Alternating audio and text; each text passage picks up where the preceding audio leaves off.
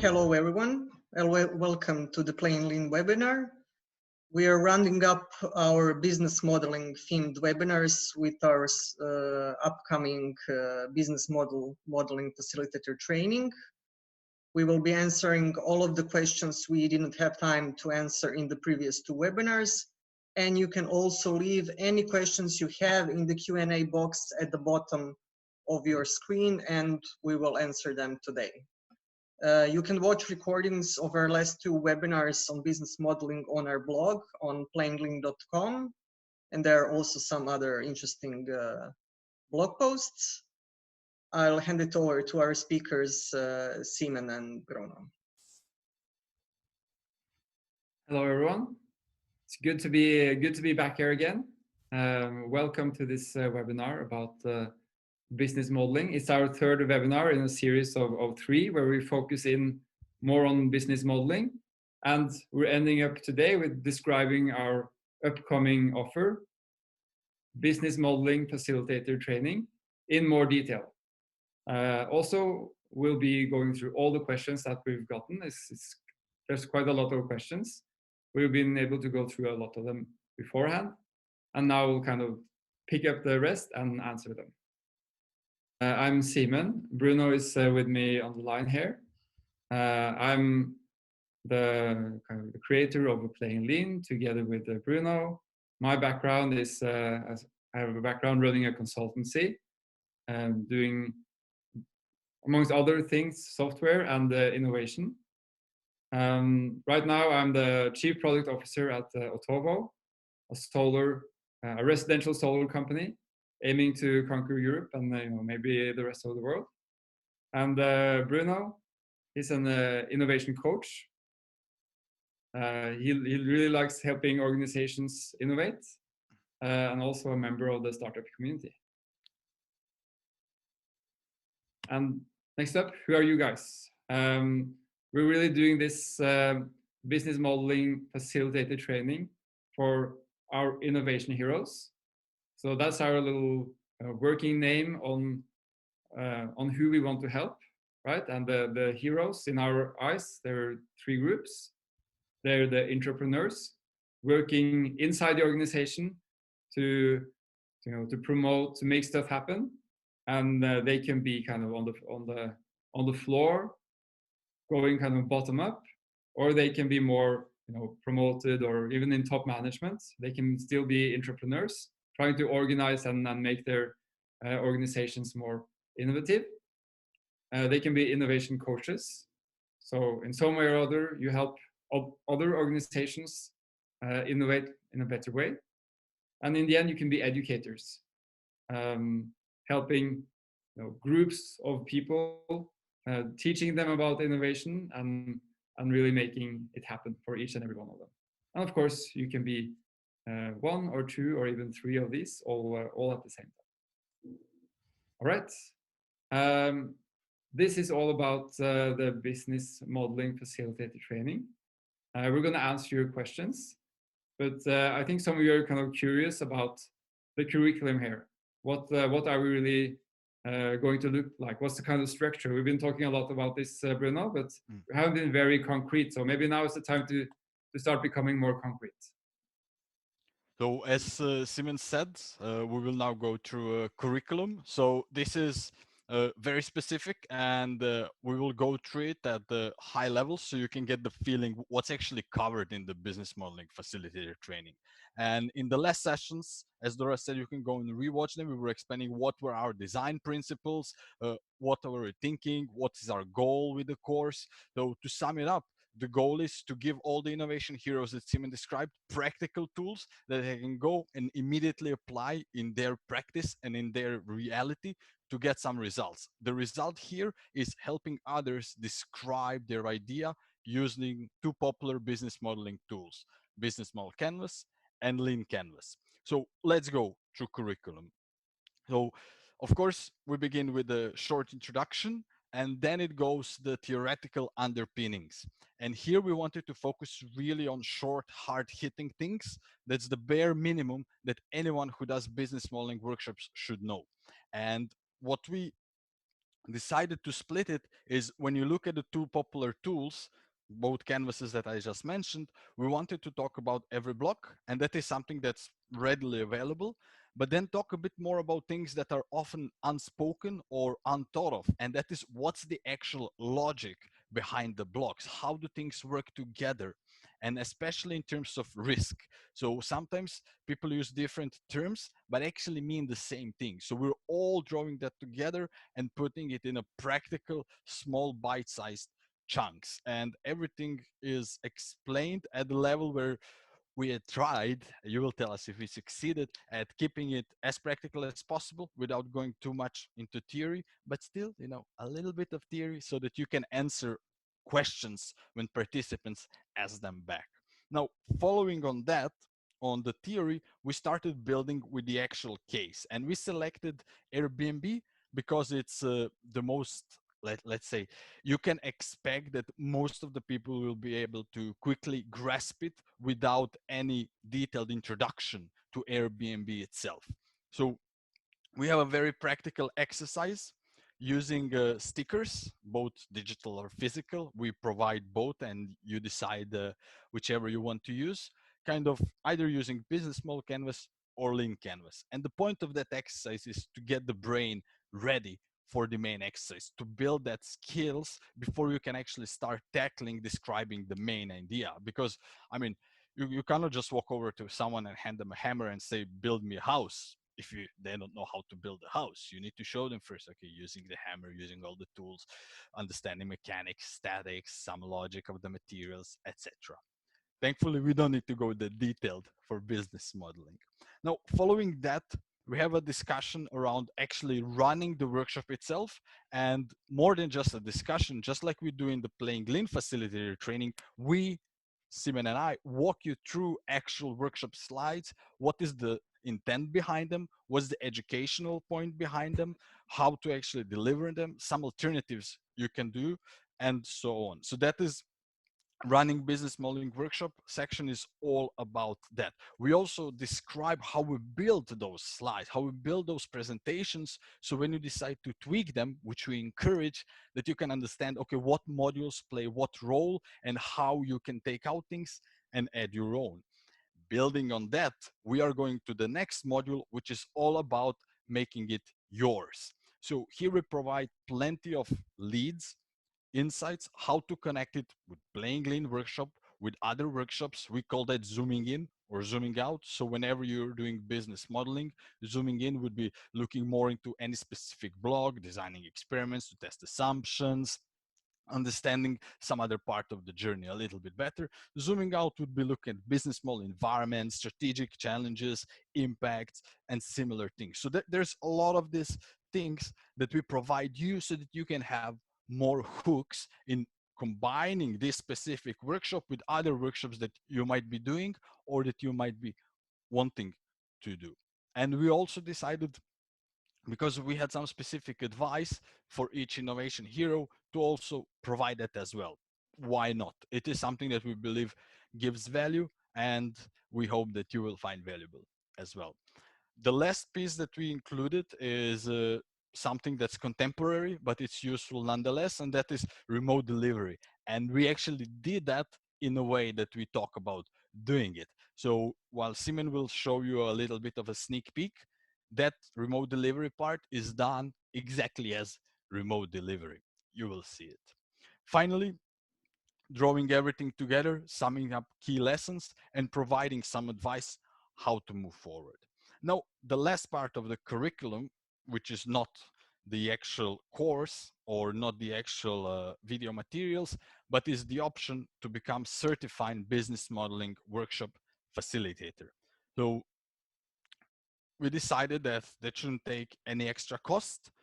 It is optional. So if you just want the knowledge and you just want to go and apply it, all the power to you.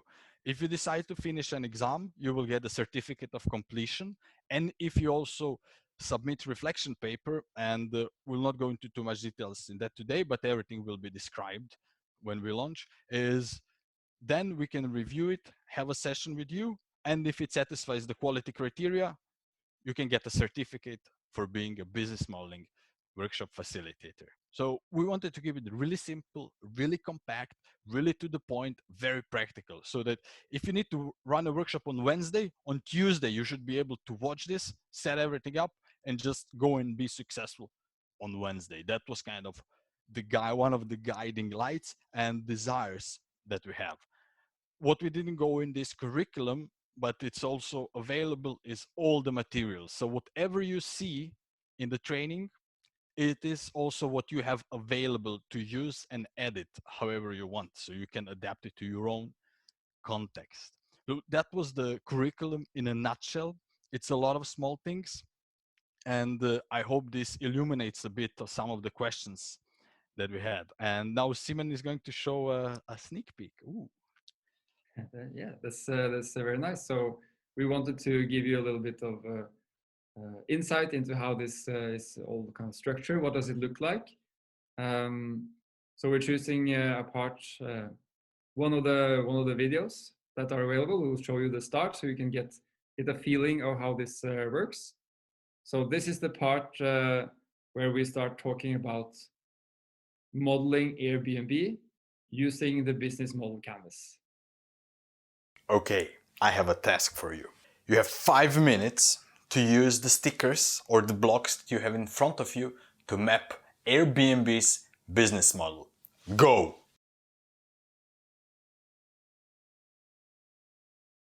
Okay, let's see what you have there. You show me yours, I'll show you mine.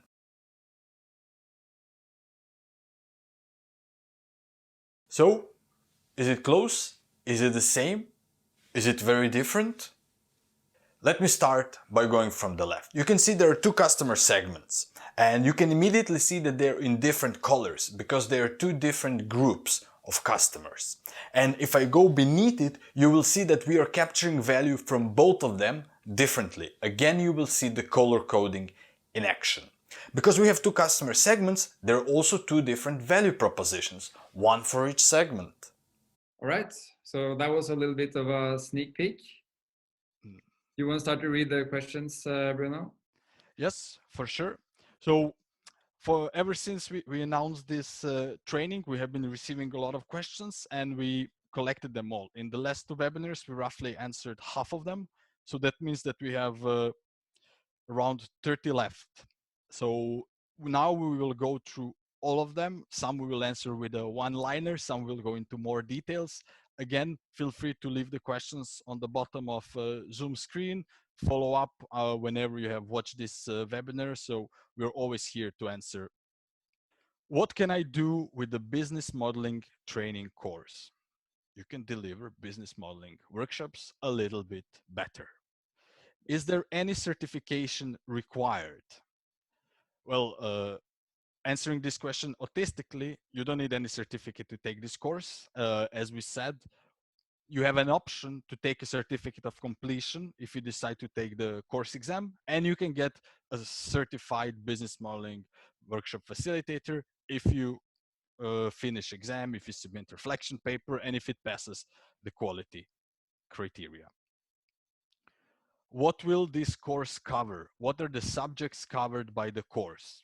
I hope that was answered by the course curriculum. Yeah. How is it connected to the facilitator training? So this is most likely asking how is it connected to the Playing Lean Facilitator training. So when you do Playing Lean workshop, it focuses very broadly on a lot of Lean startup concepts. If you want to combine Playing Lean workshop, one of the natural connections is running a business modeling workshop. That is the connection. I think this combines also very well, right? So in what I kind of see is that you're a playing lean facilitator. So you're able to organize a playing session, kind of giving the context, using the game to tell the stories and really facilitate it in a good way. And then, so that might be one kind of the first half of a longer session. And then perhaps the second half is the business modeling. So I think this kind of connects easily. You can use them kind of, to me, they're kind of side by side, right? One is for the game, the other is for the business model. Okay. What will be the learning techniques that you will use? So I guess this is educational techniques, and we shortly mentioned them. So we go from theoretical underpinnings to practical use, then the exercise, skill building exercise, and then the main exercise. So that's kind of the progression. That is the shortest that we have been able to experience ourselves, that still produces results. And when I say shortest, that means in a 90 to 300-minute period. Anything to add, Simon? No, I think it's also important to note that, you know, if you do follow up and kind of submit the little paper, we'll be able to kind of give you feedback, and so it will also be a back and forth here. So it's not only like passive learning, it's also learning by doing, and we'll provide feedback on your actual content. Yeah. And there is a big community segment, so whoever also finishes this training will join our Playing Lean community. So we have that on Slack with a large number of facilitators, and there are open discussions, knowledge exchange, and similar things. So that helps with the learning as well. What audience are you targeting? So the only people we care are our innovation heroes. That's who Simon describes. So it's kind of the innovation coaches, the innovation educators, and the entrepreneurs, people working within the organizations, hoping to be more successful with innovations. That's who we are focusing on, and they're our North Stars. Who do you believe to be your ideal customer for the business modeling training course? So this is similar. So it is the innovation hero. If we go into ideal, it's the innovation hero who really wants to do this type of a workshop and is looking for some resources to make his or her life a little bit easier. What kind of companies are better suited for this training? I think it's fair to say that every company is well suited for this kind of training. There are not many companies out there not kind of feeling the pressure of business model innovation that wouldn't kind of require a look at their own business model in any way, shape, or form.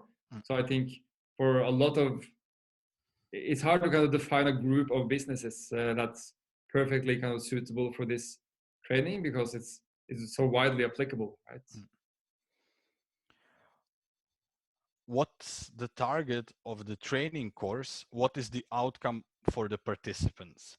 So the target of training course, as we just said, is kind of to provide innovation heroes another practical tool for being more successful, be it financially, be it outcome driven, whatever. It's another tool that's well documented, that has everything they need from A to Z to immediately go and do a workshop.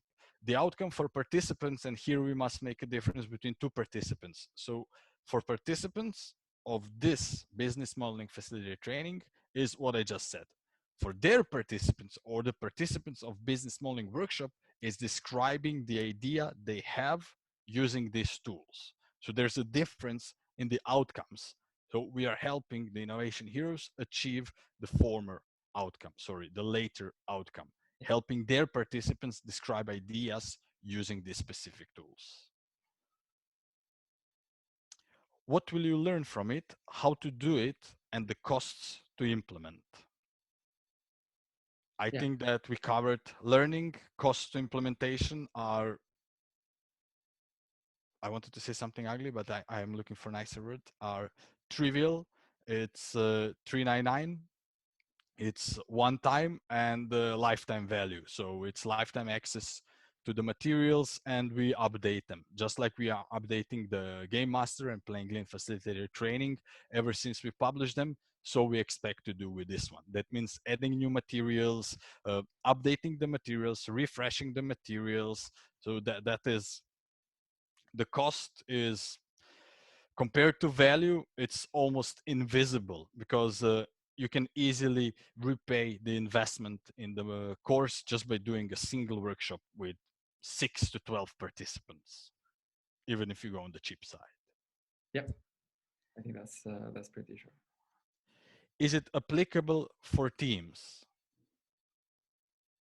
Well, I guess yes. I mean, obviously you are kind of one facilitator doing this, but then you should take it back to your team and take them through the workshop, right? I think that's the most relevant path here. Yeah. I know if you're a team of innovation coaches, of course it's applicable for the whole team, and you should all get your individual seat. You should take this training back to your kind of normal team and do it with them. I think that's very much applicable. Yeah. So it's kind of just to reiterate what Simon said. So if you are a team of innovation heroes that we are describing, it makes sense. But if you're a group of people that want to describe their idea using business model canvas or lean canvas, then just one should get it. So we're not trying to get greedy, and we want to advise you to the best of our ability. So it's kind of what is the intended outcome of these workshops is to help you deliver business modeling workshops, not necessarily to model as many ideas as possible. That is not the focus of this workshop. Applicability for business target. It's a question I don't know how to parse.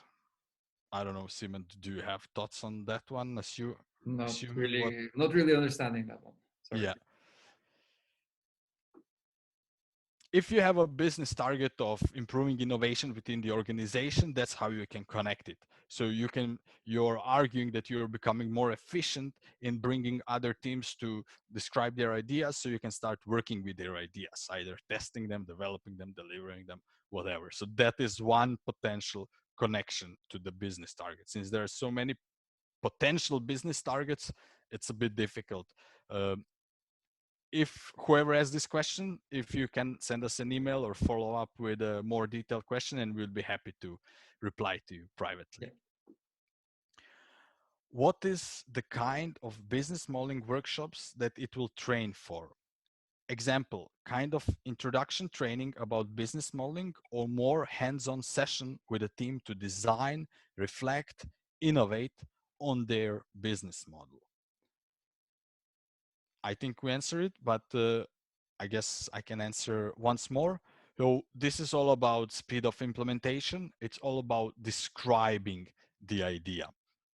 It's not about testing the idea. It's not about analyzing the idea. It's not about creating 300 business model options so you can do scenario planning. We do comment on how you can connect this workshop to others workshops, but it was not the scope of this training. So that is, it has a singular scope, and our desire is that it's the best in that scope, in that outcome that we have put forward. Learning how to facilitate the workshop. No question mark.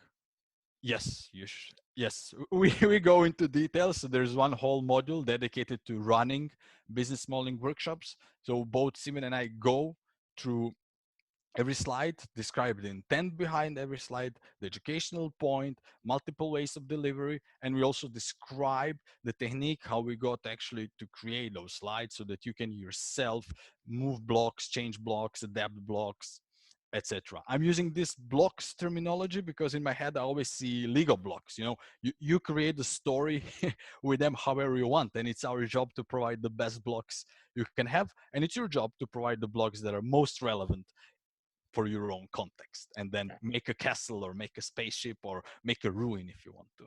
And also, I think we should add that we also show in very much detail how to do this remote, right? I think that's one of the challenges that we want to answer is what is kind of the exact setup to make this work in a remote fashion, and especially looking into doing the exercises for the workshop participants in a remote way. And we provide the answer for that. What kind of license do you offer to cover the use of the material? For now, at this moment, we haven't written any specific license. For now, it's been pretty much a gentleman's agreement, us telling you everything that's here, it's up to you to be more successful, including financial profit and financial gain. What we ask you is don't abuse that trust, don't abuse these materials to do the training, to literally copy everything we told you and then offer that.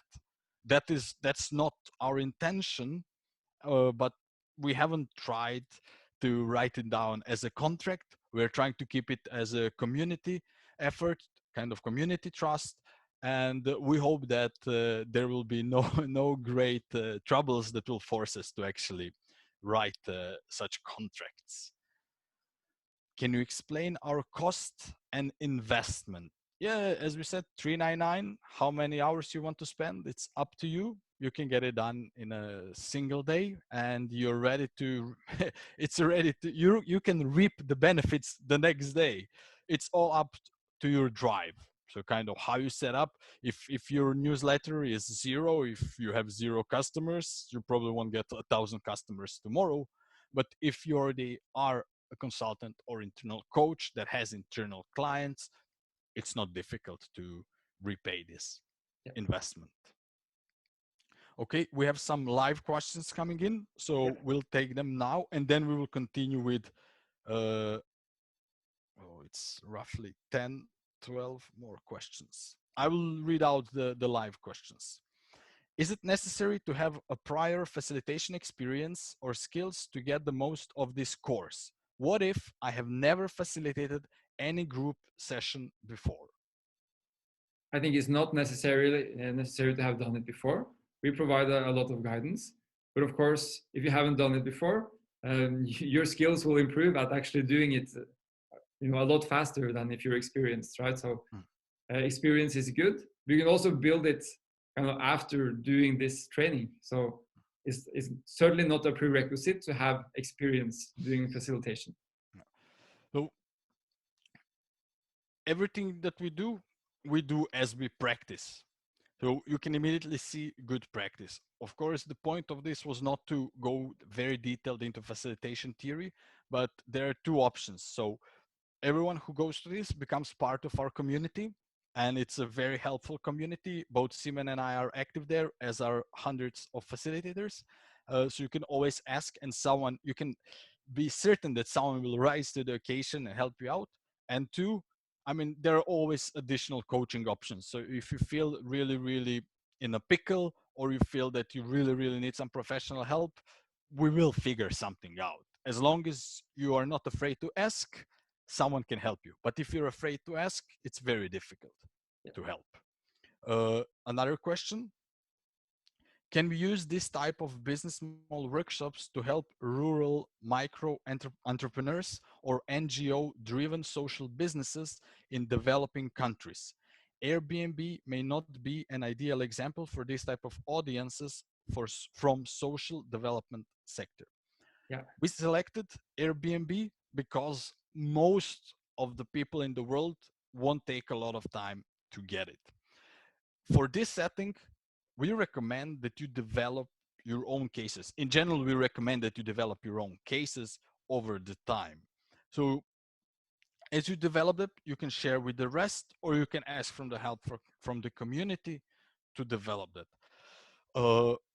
Using these tools is still valid in such environment, although you might do some tweaks. What tweaks you do, it's completely up to you. So it's kind of social enterprises can still be for profit.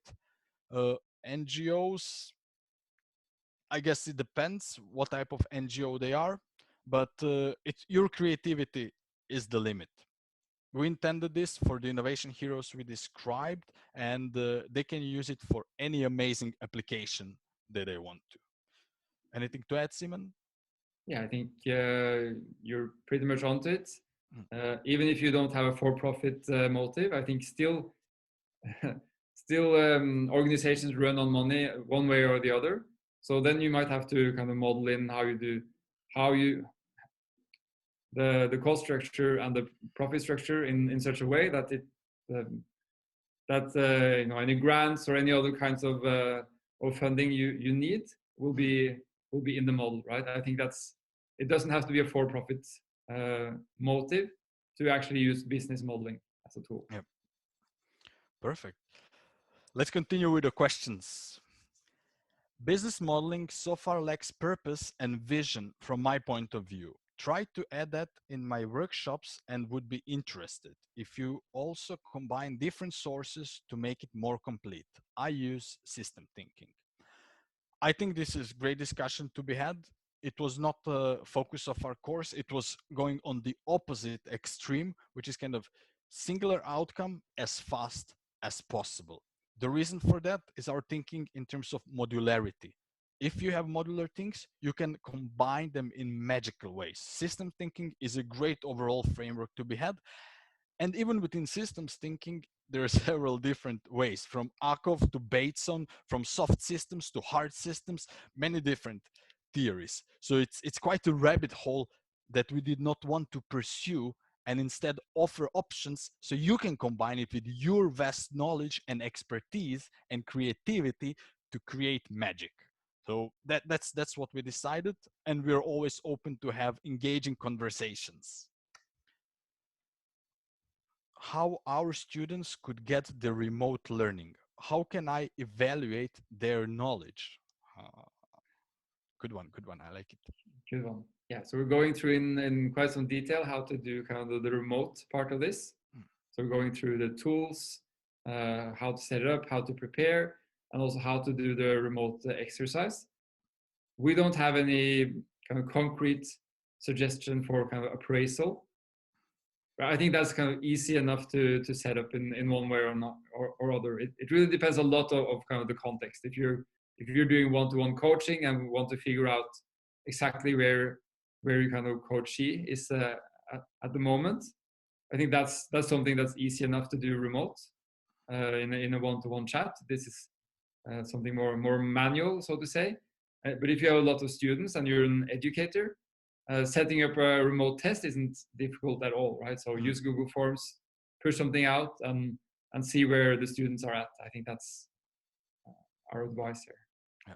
And remember, again, the ultimate proof of the knowledge is practical application. So that's kind of number one. If you're purely in the role of the educator, so there is an exam that's part of this course, but it's focusing on facilitating the workshops.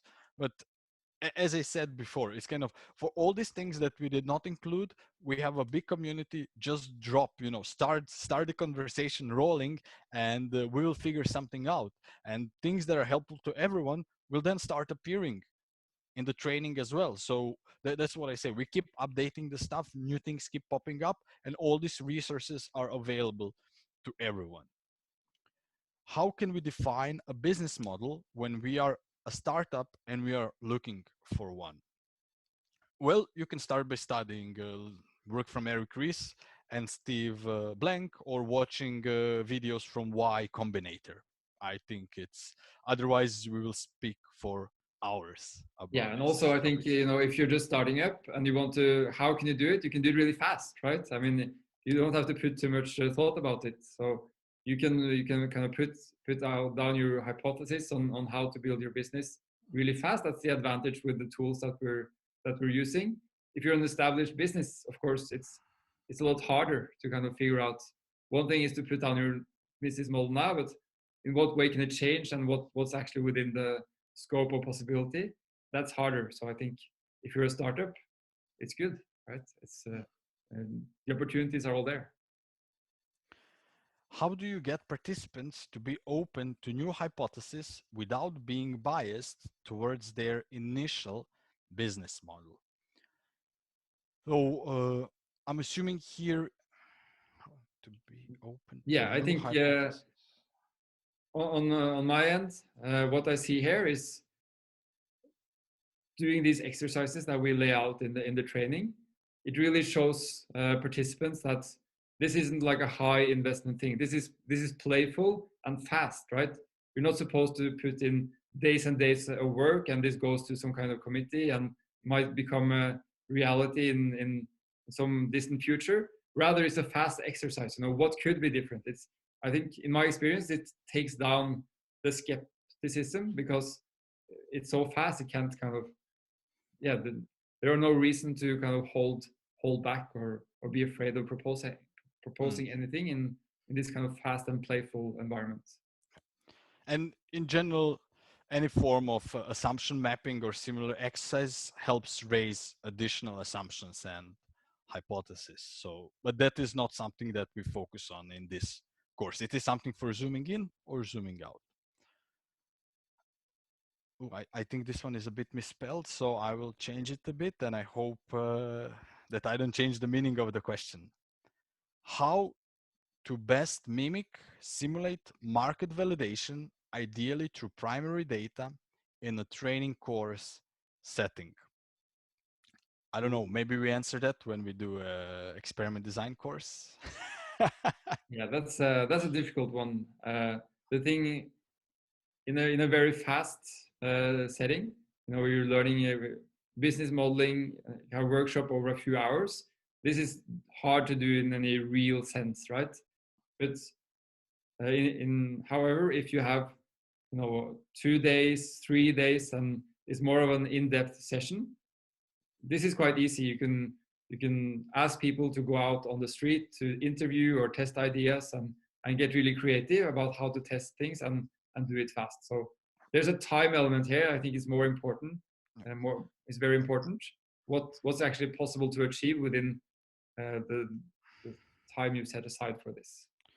Yeah, so it's kind of in between what Simon described is kind of that's playing lean workshop for. So kind of there you have the simulation of market validation, simulation kind of showing how learning about customer needs can lead to more successful sales, and that can be done in 4 hours. If you want to move beyond that, just like Simon described, it's usually 2 to 3 day hackathons where you would, I don't want to say drive, but drive and encourage people to actually do some customer interviews, because they're usually the easiest to do in a short amount of time so that people can feel it from first hand.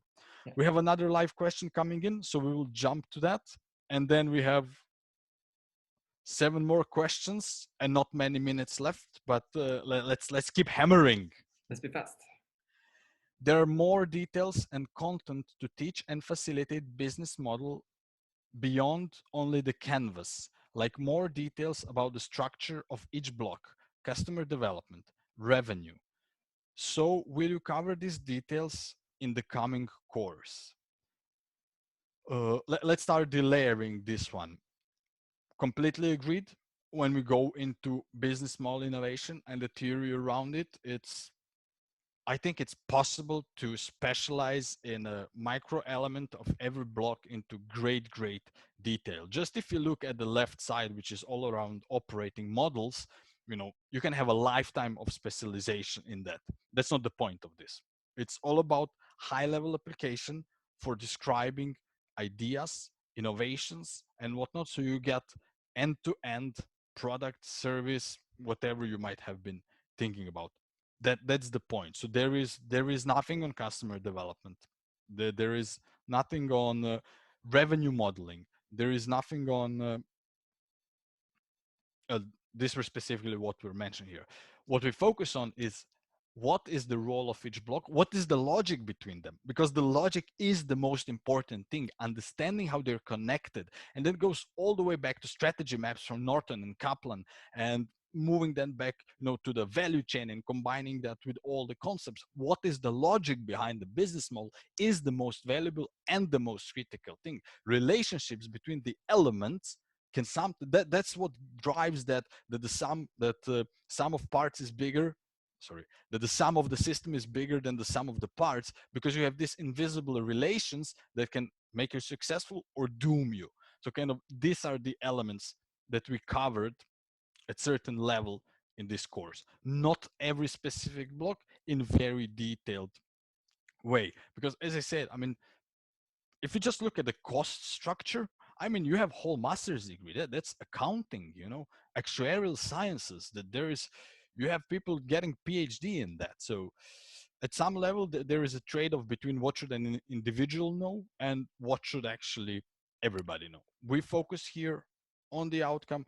You need to help people describe their ideas, their innovation using 2 great tools. How can you do that in the shortest amount of time? Bam, let's do it. Without delivering crap, of course. I will mark that as answered. Okay. How do you validate the building blocks? I can then go. I wanted to save my voice a bit. How do you validate the building blocks? I guess, how do you validate the parts of the business model? Well, ideally, you will run experiments to learn more, to test your assumption or to research to test your hypothesis or to research your assumptions. that is not the focus of this specific course. That is something that's usually zooming in, working more, developing the idea further. We are writing on that as well. We have Playing Lean experiment report. We have some instructions around that. They're not part of this course, but when you become part of our community, that's everything is available to you. So it's something that's again outside of the scope for this specific training, but it's something that we're more than happy to connect you with more knowledge, more insight, and how to be. And also very much in scope for Playing Lean, the game. As is true for most things lean, learn by doing is a crucial aspect of the understanding. How is the training going to fit what are quite skill-based activities? For example, being able to frame a customer problem or a value proposition into a usefully practical experience across both types of canvas. To us, that's about going into practical mode as soon as possible. And we do that with the Airbnb example that you all know to kind of provide a good practical example of how this is done. And then after that, it's repetition and training. So continue doing this, continue developing your own new cases, continue helping customers and clients and participants do this, and you will get better at it. What are the best tools to validate, test your hypothesis in the early stages? So I just written a very extensive guide, step-by-step guide to designing lean experiments. It covers a lot of that. Other tools that are freely available is the Real Startup book from Chromatic and Experimentation Hub, which provides some tools for quantitative experimentation, and the split testing guide. How can we imagine a business model in such a fluid world with so few certainties and a lot of doubts regarding people's new needs, purchase power, mobility, and so on? Well, that's a world where you have to kind of do this, and it's not about coming up with one business model to fit this, but actually to have a fluid business model where you can do different things and iterate on it and make it adapt to a new reality, right? So that's why this tool is good, because it's cheaper to kind of to do it. You don't have to write a full business plan for every single thing, but it's easier to play around with ideas and see what kind of fits, you know, the current state of the world, right? I think that's why this is a good tool. Paper is cheaper than investing in additional businesses, right? Yeah. Okay.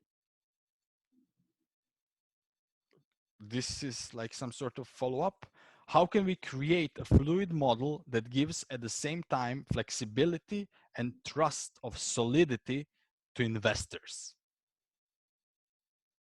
That was a very difficult question. Yeah. So at a high level, it is about the approach of how are you building the model itself. So here, this is an underlying assumption that if you're running experiments, if you're doing everything, I don't want to say by the book, but if you're driven by the learning and with the desire that we can create decisions based on evidence, therefore, we expect that to be more robust and more flexible, because we are aware of our biases. We are aware of what we don't know and what we know. Therefore, main assumption is because we are aware of this, we are able to adapt faster. So it's kind of like the saying, 1,000 changes, but ready for each one of those, you know, like water flowing down the rock bed. So it flows around the rocks, it flows over them, it flows under them. The same is here. There is unfortunately no magic, but it's a combination of discipline, mindset, and using the tools rigorously, but pragmatically.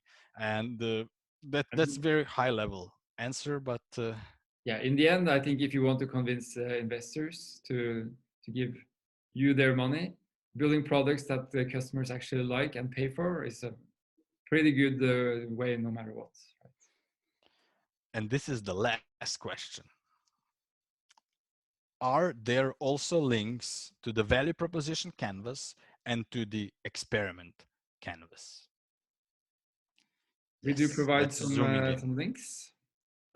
So as Bruno said, we give some hooks on where to kind of connect new tools. And of course, the value proposition canvas is a good one for that. And we also, the experiment report is useful for all the blocks of the canvases. And there are more hooks and kind of connections to other tools that we provide. This one would be considered zooming in, because if you have a business model and you start zooming in on the customer segments and value propositions, that would be the link. Yeah. Ooh, this was going through all the questions. I mean, we received a lot of questions in the last few weeks. Now we answered all of them. I hope we didn't miss any. If we missed any, you can always send us an email. You can always reach out directly to us. Yeah. LinkedIn, just whatever. comment on a blog post, in any way, we'll answer. Yes. All right. So we answered a lot of questions. We've gone through the curriculum. We've given a bit of a taste. And what we're doing now is that we're working hard to kind of prepare everything, have it all set up to make it ready. And our goal here is to launch this on Monday. And we're very excited about this.